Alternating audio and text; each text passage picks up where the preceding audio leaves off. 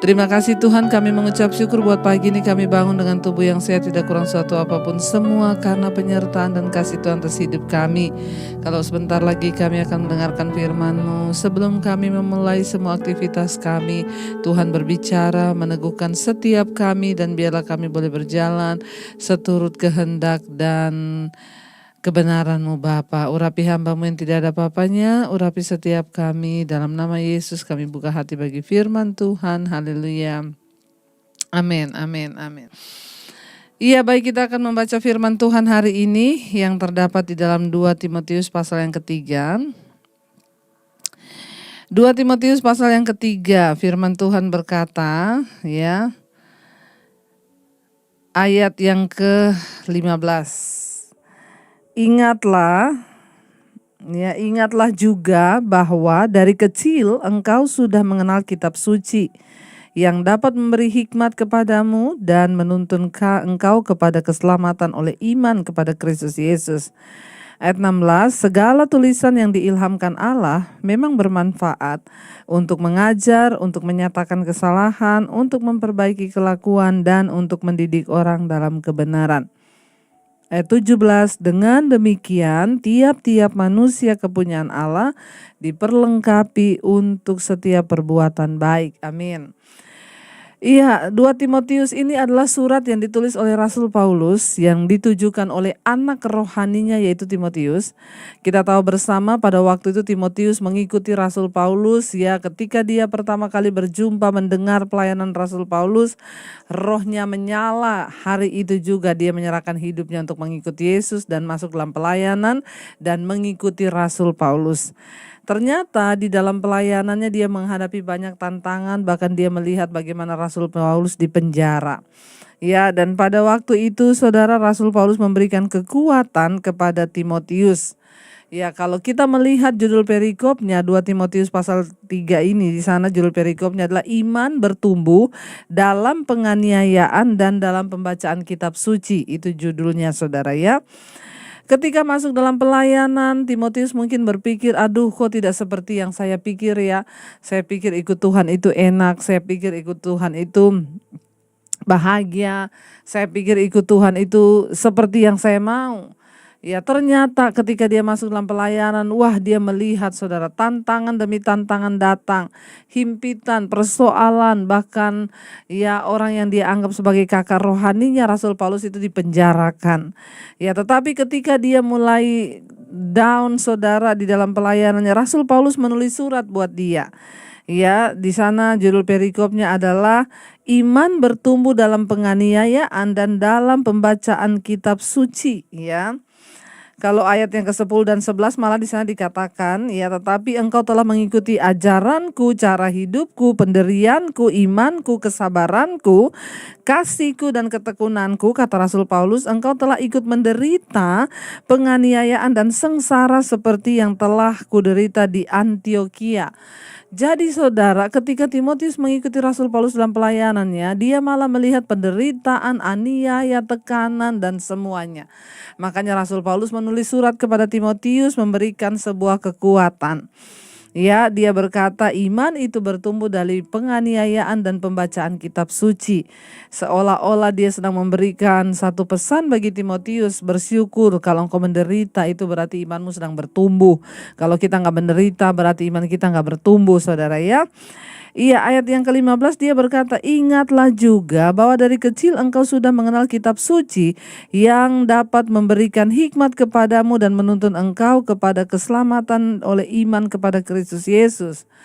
Rasul Paulus mengingatkan kepada Timotius, ingat ya, ketika engkau lemah, ketika engkau dalam penderitaan, ingat ada kitab suci. Saudara bersyukur yang terlahir Kristen. Dari kecil Alkitab itu sudah ada di hadapan saudara. Apalagi dengan zaman media sekarang yang begitu luar biasa. Bahkan Alkitab bisa kita lihat di handphone, ya, bisa di-download aplikasi Alkitab. Dimanapun kita bisa membaca firman Tuhan kalau kita mau. Rasul Paulus mengingatkan kepada Timotius, ingat ketika engkau dalam penderitaan ada kitab suci yang dari kecil itu engkau sudah diperkenalkan kepadamu dari nenek dan mamahmu itu, ya, kata Rasul Paulus. Ingat ya. yang dapat memberikan hikmat dan menuntun engkau ya kepada keselamatan oleh iman. Saudara, firman Tuhan, kitab suci itu adalah kekuatan kita. Injil adalah kekuatan Allah. Firman Tuhan adalah kekuatan Tuhan.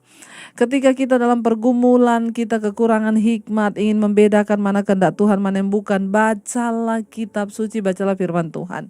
Kenapa? Sebab firman Tuhan yang dapat memberikan hikmat dan menuntun kita kepada keselamatan. Banyak orang bertanya, Bu, saya pengen mengerti kehendak Tuhan, bagaimana caranya? Saya bilang, baca Alkitab. Sebab Alkitab ini adalah isi hati Tuhan. Waktu kita baca, kita jadi tahu apa isi hati Tuhan itu. Saudara, memiliki kepekaan dengan Tuhan tidak datang dengan sendirinya dengan simsalabim abrakadabra. Enggak, kita perlu bergaul dengan firman Tuhan supaya kita mengerti kehendak dan rencana Tuhan. Ayat 16 berkata, segala tulisan yang diilhamkan Allah itu memang bermanfaat.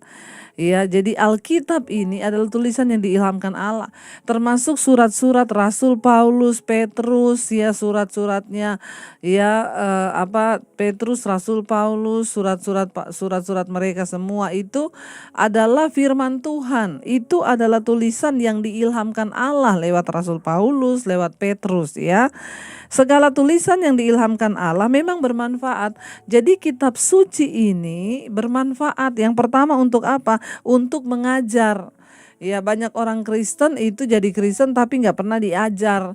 Ya, kita hanya mendengarkan khotbah setiap hari Minggu, lalu kita kurang sekali pengajaran. Padahal Tuhan mau kita harus menjadi murid, bukan hanya sekedar menjadi orang percaya. Kita naik level yang berikutnya itu menjadi murid. Murid itu belajar.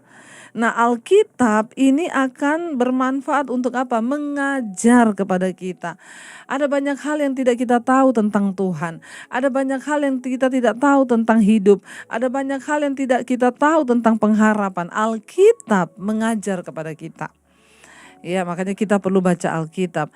Lalu untuk apa yang kedua, firman Tuhan ini untuk apa? Dikatakan untuk menyatakan kesalahan. Ya. Orang itu seringkali tidak mengerti salahnya. Nanti diingatkan firman Tuhan baru sadar.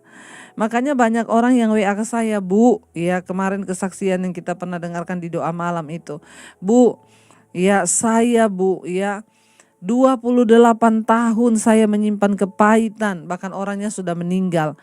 Nanti saya dengerin khotbah Ibu tentang melepaskan pengampunan tuh baru saya mengerti. Ya, betapa bodohnya saya 28 tahun menyimpan kepahitan. Iya, kebenaran dibukakan, kita diajar. Ya, dan bukan cuma diajar, dinyatakan kesalahan kita. Ngapain kamu masih menyimpan kepahitan? Itu bodoh. Ya, ayo kita lepaskan pengampunan. Ya, firman Tuhan itu untuk mengajar, menyatakan kesalahan. Ya, jadi kalau dengar firman Tuhan dari hamba Tuhan yang keras atau menyinggung dosa kita, jangan marah, tapi bersyukur karena firman Tuhan itu menyatakan kesalahan. Ya, banyak yang berkata khotbahnya Bu Dewi itu terlalu keras, saya tidak senang. Ya saudara, kalau bukan pendeta yang menyatakan kesalahan kita, siapa lagi? Ya, bukan pendeta yang menyatakan kesalahan, tetapi firman Tuhan yang menyatakan kesalahan kita, kata di sini Alkitab, ya. Lalu yang ketiga, untuk memperbaiki kelakuan. Ya, untuk apa Alkitab itu tadi mengajar, yang kedua itu untuk menyatakan kesalahan, yang ketiga untuk mendidik, ya, untuk apa? Memperbaiki kelakuan. Jadi setelah kita diajar, kita dikasih tahu kesalahan kita oleh firman, lalu kita ini diperbaiki kelakuannya. Kenapa kita baca dan dengar firman? Supaya hidup kita berubah, kelakuan kita berubah. Ya, yang tukang marah-marah gak marah-marah lagi, yang tukang selingkuh tidak selingkuh lagi, yang tukang khawatir gak khawatir lagi. Kenapa? Karena kita sudah diajar, karena kita sudah dikasih tahu kesalahan kita, dan sekarang kita diperbaiki kelakuannya lewat firman. Saya bersyukur mendengar banyak kesaksian orang-orang yang diubahkan Tuhan.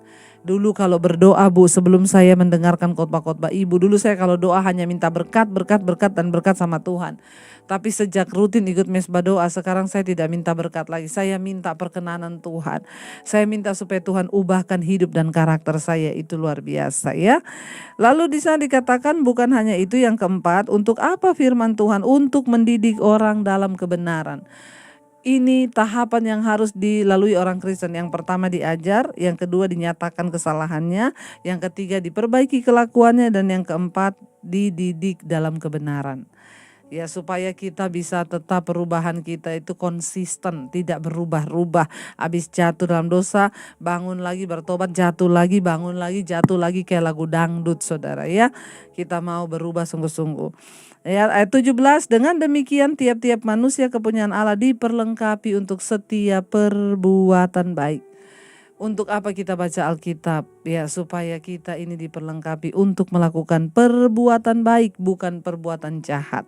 Kalau kita mengikuti semuanya ini, maka saya yakin dan percaya apapun yang kau lakukan, apapun yang engkau perbuat, Tuhan akan memberkati. Terlebih di tahun-tahun kehidupan kita, mari perbaiki kelakuanmu, mari biar engkau tahu kesalahanmu, mari engkau mau tinggal dalam kebenaran supaya tahun ini menjadi tahun berkat dan rahmat bagi setiap kita. Mari kita mau tundukkan kepala, kita naikkan satu pujian untuk merenungkan firman ini. Terima kasih Tuhan, kami percaya segala tulisan yang diilhamkan Allah, firman Allah tidak pernah berubah. Ajar kami tunduk, ajar kami belajar, ajar kami dinyatakan kesalahan, ajar kami diperbaiki kelakuan kami, supaya kami berubah, bertobat dan mengalami kehidupan yang baru. Kami tahu firman Tuhan tidak pernah berubah, kamilah yang harus berubah untuk mengikuti firman Tuhan itu. And there I find you in the mystery.